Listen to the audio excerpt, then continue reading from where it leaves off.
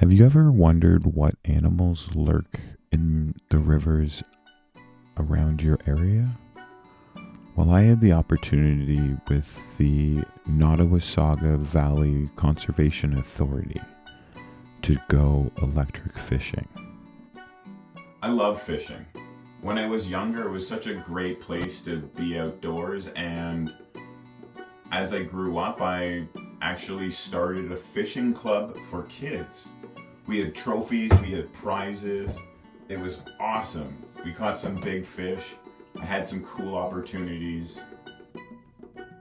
I've heard of something called electric fishing, but I don't really know much about it. And recently I actually got an email from Free Spirit Tours about this awesome opportunity with the Conservation Authority. So I signed up and I learned so much. We met in Orangeville. We grabbed chest waders and gloves, and then we did a little introduction with all these naturalists. And then we went off to head and make sure our suits were watertight. And we were taught the different roles. Basically just make a wave pool underwater, and we are going to flush some water towards them and up, and we're hoping to levitate them into the water column, where then we can net them. As we made our way down to the water, we could start to see the device and the two poles that would send the signals underwater. Oh, this is cool. Is everybody ready to start serving? Put your hand on your head. Oh, they're ready. I'm ready. Now what's going to happen? Oh. It wasn't as intense as I thought. It's still really cool to observe and see what's happening. Let's learn a little bit more about this process, though. Well, hi. Today we're involved in a fish community sampling program that allows us to evaluate the success of some of the river habitat restoration work that we're involved in, where we're looking for an improvement in not only the abundance of fish, but also particularly sensitive fish like trout and salmon that are really good indicators of a healthy cold water stream system. So our fish community sampling today, we're using an electrofisher which emits a current into the water. It's very difficult to use nets to sample fish in a river where we have a lot of boulders and woody material cover that the fish can burrow into that tangles the nets. So we use an electrofisher which emits a current into the water, and that attracts the fish out from under the cover where we can net them and sample them. And it's a live sampling technique where the fish get transferred into holding tanks very quickly where they recover right away, and then we process the fish and release them back into the river once we capture the information regarding the lengths and the weights and the numbers of different species. They break everybody up into like two teams. So there's one team that's like sorting and measuring, and then the other team is in the water electrofishing and catching any animals and creatures in the water that they can. And halfway through they do a switch, and if you want to be in the water, you can get the opportunity. So oftentimes we backpack electrofish, but this unit is actually more than twice the power of a backpack. And it has two anodes that come off of either side of it, and it has a big metal plate on the bottom.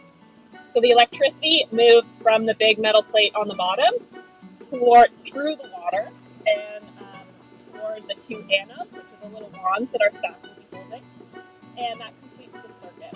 So any fish that are caught in that field of electrical current is temporarily stunned. Now this unit does pulse little tiny bits of electrical current. Yeah, so that big guy's a brown trout. He's got that tiny fin right in front of his tail. See how it's bright orange? Yeah. That's a really easy feature that only they have, so that's it. And then we got some tiny little sculpins down the bottom. Yeah. Crayfish. That looks like a darter of some kind. I'm not sure which. Then the sorting starts, and the technique is you pour the bucket into a small net so that we're not adding too much water every time, and then that net gets dumped into a big bucket for sorting, and they get identified by what species is what, and then some of them are getting weighed and measured. 43. What was was the biggest one?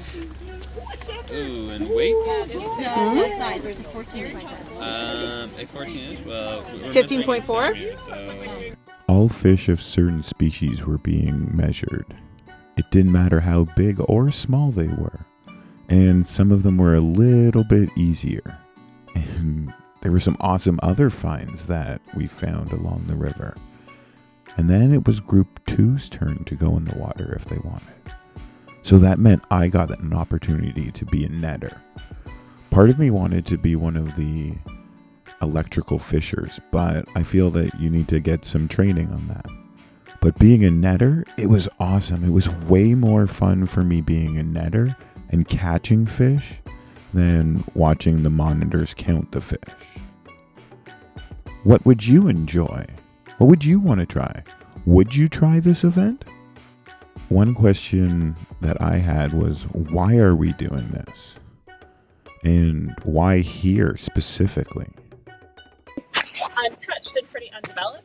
And we actually have our ecological restoration projects 5 kilometers downstream. So yesterday, for those of you who joined us, we did our fish surveys downstream at our restoration project site.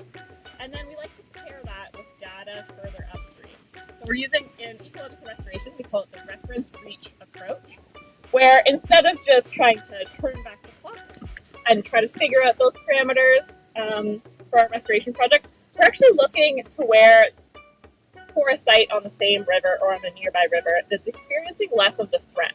And we're saying, okay, that's kind of the fish community that we aspire to have on our ecological restoration site.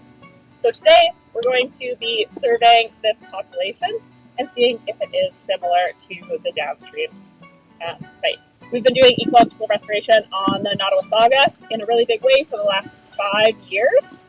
So this is finally when we start to do some of our monitoring. And Another question is, how safe is this? Like, not just for the fish, but for me. And like, what safety precautions do we have in place? so some of the safety features, we're obviously in waterproof waders, chest waders, and we're using waterproof gloves. We're even going to ask you not to put your hands in the water, just in case. So that's just an added precaution. We'll yell at you, gloves, if you're putting your hands in the water. But Well, we're coming to the end of our section of electrofishing, and everyone's had a blast, and we've apparently caught some cool fish. Let's go check them out. we do have one species at risk fish on the site. It's the northern brook lamprey. Now I know when I say lamprey, everyone's like, ew, gross, sea lamprey. They like stick onto the sides of fish, and they stick onto the sides of people. But this species is not parasitic at all. Its mode, it doesn't stick onto other fish. It's non-parasitic. It actually just lives in the sediment, and it's a filter feeding fish. It reminds me of the eels I saw when I was snorkeling in Jamaica. Ooh, they're pretty cool though. Sorry, this is a long-nosed what? Dace. Dace? Okay. There's just a lot of spot. Yeah, it's very incised, and it doesn't have a lot of coloration in it. It seems to have pigment on the adipose, though. We do a lot of different parameters, so we do cold water, percentage of cold water species, which is why we really care about our little mottled sculpin. So that's a fish that can only spawn if it's like 15 degrees Celsius or less. So the adult ones we do see, it's probably like 16, 17 degrees here. So we do see adults, but they can't spawn here. They can only live their adult life here.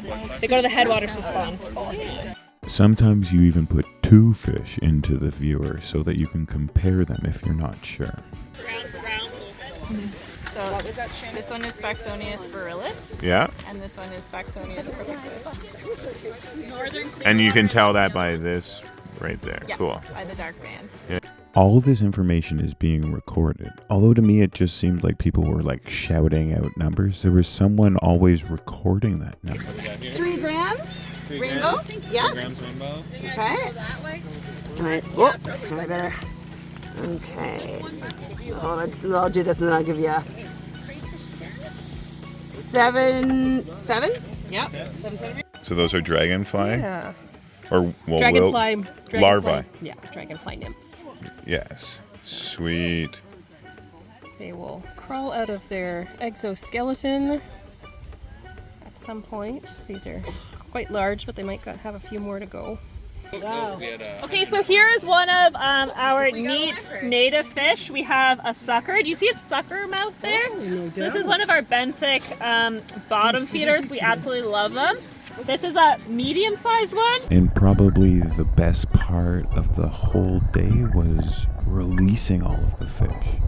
I do wish that I got to see the big brown trout that we caught. Or at least I think it was a brown trout. It may have been a different one, but I wish I would have got to see. Oh, there are those creepy things. But they are kind of growing on me. What about you? Do you like them? Wow, there are so many awesome creatures in our water streams. Yeah, that one is a little bit creepy but it doesn't attach to you, so I guess it's actually not as creepy as the ones that we see on TV. I learned a lot, and I hope that you did too. And this device is so heavy.